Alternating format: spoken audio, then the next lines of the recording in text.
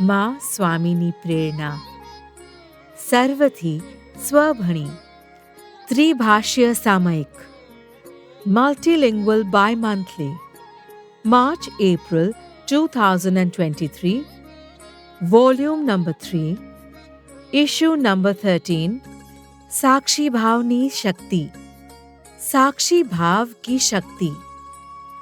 The power of equanimity. आत्मीय शक्ति का प्रणेता साक्षी भाव. लेखक पदमचंद गांधी. शरीर, मन, बुद्धि, इंद्रियां, प्राण ये सभी हमारी शारीरिक, बाह्य एवं प्रत्यक्ष शक्तियां हैं, जिन्हें प्राण या बल के नाम से भी जानते हैं। लेकिन उनकी अपेक्षा जो अदृश्य आत्मा है उसका महत्व अधिक मानते हैं, क्योंकि अदृश्य शक्ति जो हमारे भीतर में है वह अनंत है, असीम है। उसे यदि हम अनासक्त भाव से या साक्षी भाव से देखें तो उस अनंत शक्ति को प्राप्त कर सकते हैं। ज्ञाता दृष्टा भाव से समभाव में रहकर शरीर के भीतर होने वाली क्रियाओं को जानना, देखना, जानकर जागृत रहना, स्व का साक्षी रहना साक्षी भाव है। स्वस्वरूप स्थिति में ध्यान में रहकर दृश्य और अदृश्य अवस्था को बिना किसी प्रतिक्रिया से सहज भाव में रहकर जानकर, देखकर, मानकर तथा अपनाकर भीतर की अनंत क्षमता को प्राप्त करना ही साक्षी भाव की शक्ति है। साधक अपनी अति सूक्ष्म दृष्टि से इंद्रियों की बाह्य एवं आंतरिक सहायता का अनुभव करता है। इंद्रियों के भीतर की सहायता मन के संयोग से व्यक्त होती है। मन को इंद्रियों के माध्यम से पदार्थ का निर्णय करवाने का कार्य बुद्धि का है, अतः मन से भी सूक्ष्म बुद्धि है। तन, मन, बुद्धि के अभिव्यक्त होने का कार्य प्राण का संचार होना है। प्राण है तो यह पुतला कार्य करता है, अतः प्राण की सूक्ष्मता प्राधान्य है। प्राण से भी सूक्ष्म है अहम। तन, मन, बुद्धि, इंद्रिय, प्राण इन सबकी शक्तियों का स्वामी यदि कोई है तो वह है अहम। अहम का स्वामी है आत्मा। संपूर्ण सर्व बाह्यांतर का स्वामित्व आत्मा में ही सर्वदा विद्यमान है। आत्मा के गुण हैं ज्ञान, दर्शन, चैतन्य, उपयोग, वीर्य आदि। शरीर के गुण धर्म हैं शब्द, रूप, रस, गंध, स्पर्श इत्यादि। विषयों का उपयोग करने का केंद्र बिंदु है शरीर, और उससे मुक्त होने का उपाय है सम्यक्त्व, वीतरागता, अनासक्त भाव, सम्यक दर्शन, सम्यक ज्ञान एवं सम्यक चारित्र्य। ज्ञाता दृष्टा भाव से अनासक्त बनकर साक्षी भाव होने वाली क्रियाओं से निम्न प्रकार की शक्तियां जागृत हो जाती है। ज्ञेय, हेय एवं उपादेयता को समझने की शक्ति। जीव अनंत काल से पूर्व संस्कार, रूप, विभाव, दशा से रागात्मक वस्तु, व्यक्ति, पदार्थ, परिवार संबंधी वर्गों से संयुक्त है। तथापि यदि उस राग को स्वस्वरूप से जानने में आता है तो राग ज्ञान में ज्ञेय रूप से जाना जाता है, समझा जाता है। राग है तो दुख है, राग है तो वेदना है।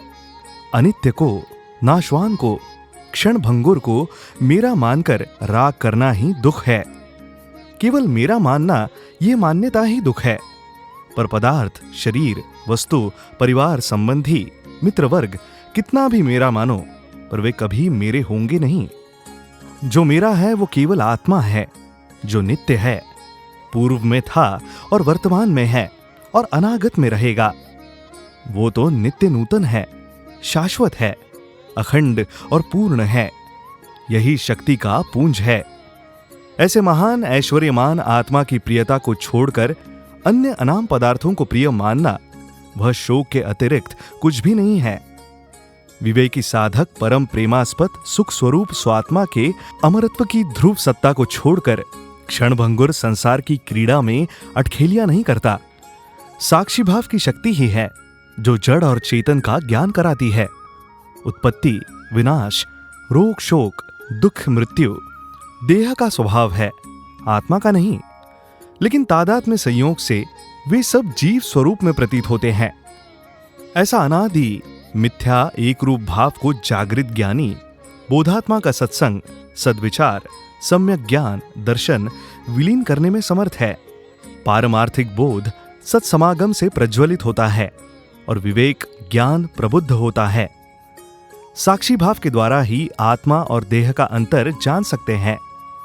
जड़ और चेतन को भी जानकर ज्ञेय, हेय और उपादेय को स्पष्ट कर सकते हैं।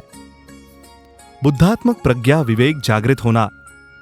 यदि साधक अपनी अंततः आत्मा के भीतर ही गहराइयों में उतरता है तो विवेक ज्ञान की प्रबुद्धता से समस्त कामनाओं की निवृत्ति स्वतः होती है। संसार से निवृत्त होने की विरक्ति, भगवत प्रेम की भक्ति और स्वरूप बोध की शक्ति की पूर्ति भी स्वतः हो जाती है। शक्ति, भक्ति और विरक्ति से जड़ और चेतन का संयोग जन्य तादात्म्य सर्वदा और सर्वथा क्षय होता है। भोगात्मक कामनाओं की उत्पत्ति होती है पर उससे स्थायित्व नहीं होता। इनमें आशा और अपेक्षाएं होती है पर मौलिकताएं नहीं होती है। देह और देही दोनों संपूर्ण भिन्न हैं, लेकिन कामना के वशीभूत मानव करने योग्य कार्य नहीं करता और ना करने योग्य कार्य कर लेता है। यही देहात्म बुद्धि है। कामना में बाधा पहुंचाने पर क्रोध, पदार्थ प्राप्ति में लोभ दोनों ही मोहवश उत्पन्न होते हैं और तत्वज्ञान में निपुण तत्व ज्ञेय, हेय, उपादेय का निर्णय करता है। सत असत, नित्य अनित्य, जड़ चेतन का विवेक करता है, वह प्रबुद्ध है। निरतिशयानंद रूप आत्मभाव में स्थित, निश्चल स्वरूप में समाधिस्थ जन्म, जरा और मृत्यु से ऊपर अभय, विराग और संताप रहित है, वह प्रबुद्ध है। अपरिच्छिन्न, नित्य, निर्विशेष, अद्वितीय रूप सत्स्वरूप में स्थित है, वह प्रबुद्ध है।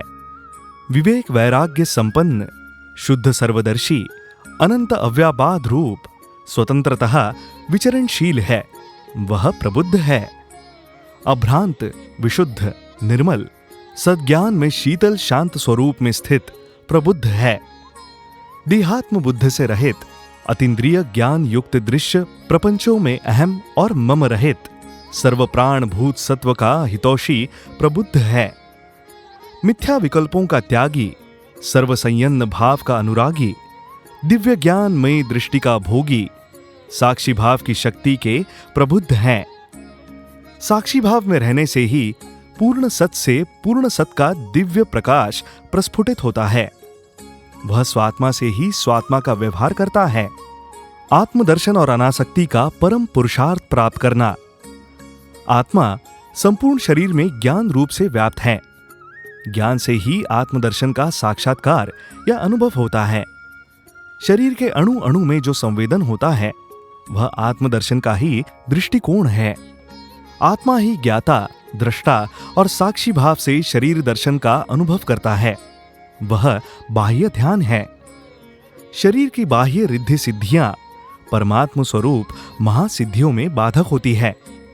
उन सिद्धियों को निराबाध रूप से साक्षी भाव में आकर रूप, शब्द, गंध, रस और स्पर्श से जो इंद्रियां आसक्ति भाव को ग्रहण करती हैं, उन्हें आत्म रूप में भावन करने से बाह्य इंद्रियों का भावन अंतर्मुख हो जाता है तथा अंतर्मुख बनी हुई इंद्रियां आसक्तियों से अनासक्त होती जाती है। निर्मलता प्राप्त होने से निग्रहित होती जाती है, जिनसे आत्मदर्शन हो सकता है। आत्मदर्शन शाब्दिक अर्थ नहीं है और ना ही ये स्थूल इंद्रियों और मन से प्रत्यक्ष का दर्शन है। शरीर की क्रिया, प्रतिक्रिया और कर्म में आत्मदर्शन का सामर्थ्य नहीं होता है। इसका सामर्थ्य केवल साक्षी भाव की शक्ति में ही है। शरीर दर्शन के माध्यम से शरीर की अनासक्ति का परम पुरुषार्थ प्राप्त होता है। अनासक्त होते ही मुमुक्षु को परम वैराग्य सहजता से प्राप्त हो जाता है। यदि आत्मा स्वभाव से स्थिर रहे तो संसार सागर से पार होने में देर नहीं लगती।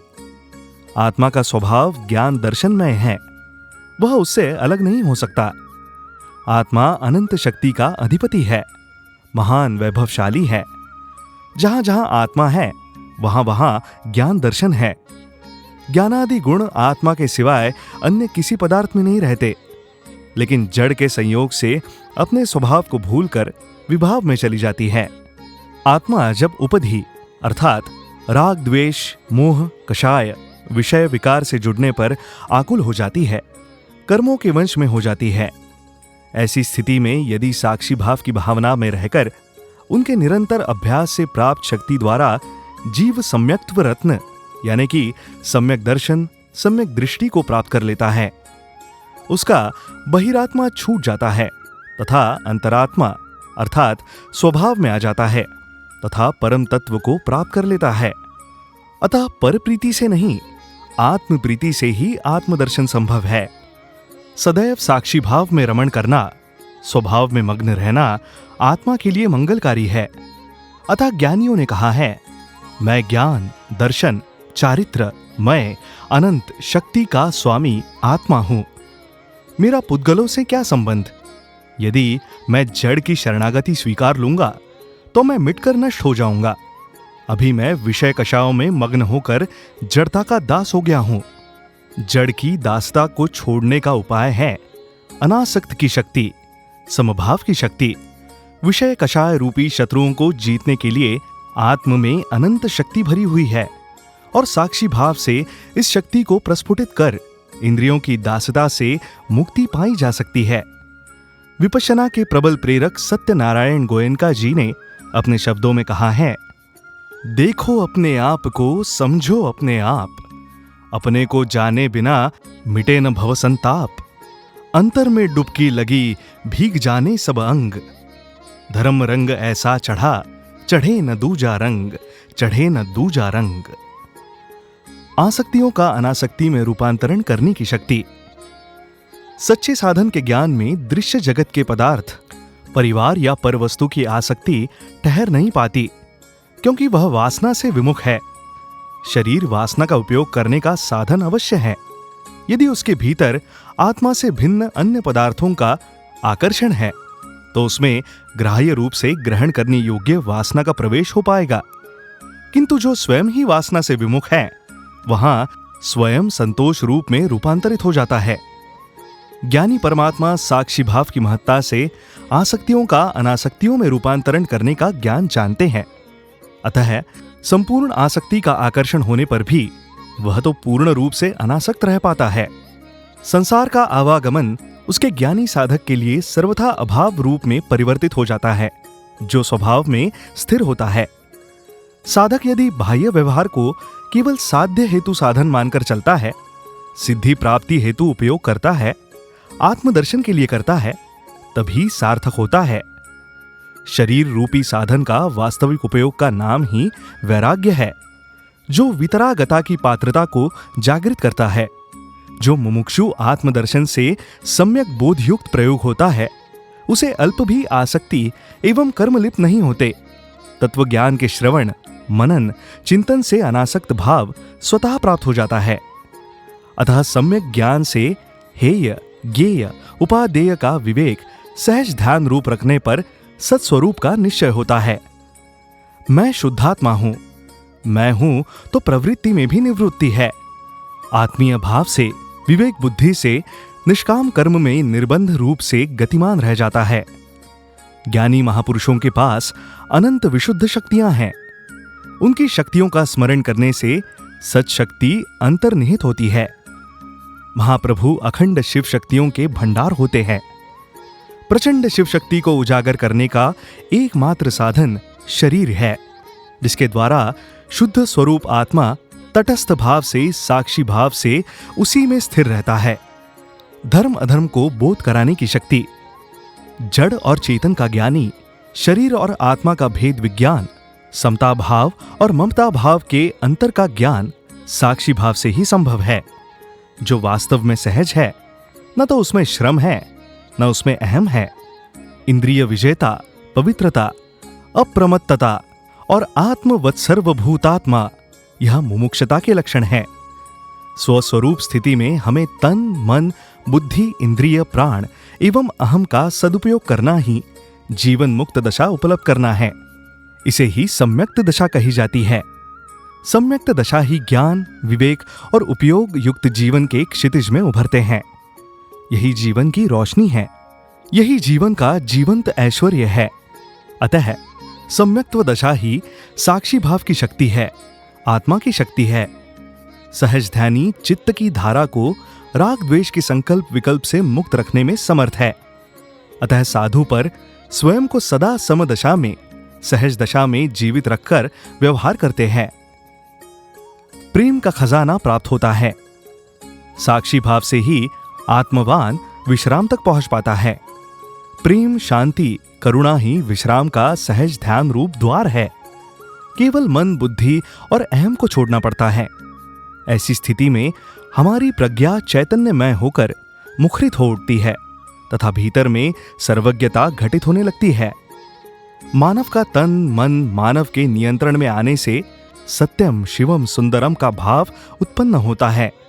मन या चित्त का निर्मलीकरण, शमन और शोधन होकर पवित्र प्रेम, करुणा एवं दया को जागृत करता है। ऐसे मन से साधक मैत्री भाव, प्रमोद भाव को अपनाता है। वैमनस्य को दूर करता है। सभी के प्रति सौहार्दता का भाव रखता है। मैत्री, प्रमोद, करुणा और माध्यस्थ भाव में खोया मन स्वयंभू रमण समुद्र में मिल जाता है। वहां मन मिट गया, केवल सत रह गया। वहां अंधकार रूप अज्ञान बिखर गया और ज्ञान का प्रकाश प्रकाश में मिल गया। वहां बीज ने अपना अस्तित्व मिटा दिया और अनेक फलों को फलवान बना दिया।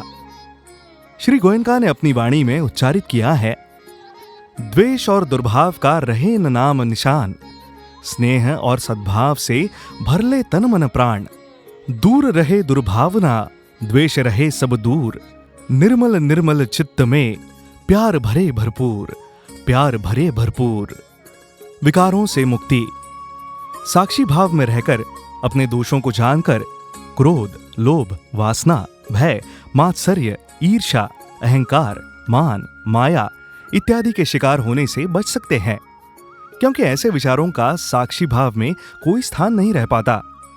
साक्षी भाव में रहने से मन के विकारों के संतापों से होने वाली दुर्घटनाएं, हत्याएं, चोरी, व्यभिचार, झूठ, छल, कपट, चुगली, निंदा इत्यादि से बचा जा सकता है।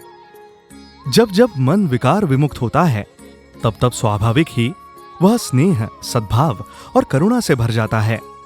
उस समय स्वयं तो सुख एवं शांति का अनुभव करता ही है, परोक्षतः औरों को भी सुख शांति का कारण बनाते हैं। तटस्थ भाव, समता भाव, साक्षी भाव में रहकर वह मानसिक विकारों से छुटकारा पा सकता है। इस प्रकार स्पष्ट है, आत्मीय शक्ति का प्रणेता साक्षी भाव है, जो अनंत शक्ति का केंद्र बिंदु है, जो अरिहंत को उत्पन्न कर सिद्ध स्थिति में स्थापित कर सकता है। आवश्यकता है इसकी पात्रता जगाने की, नियमित अभ्यास करने की। इसी भाव से हम भी अरिहंत बनकर सिद्ध बन सकते हैं।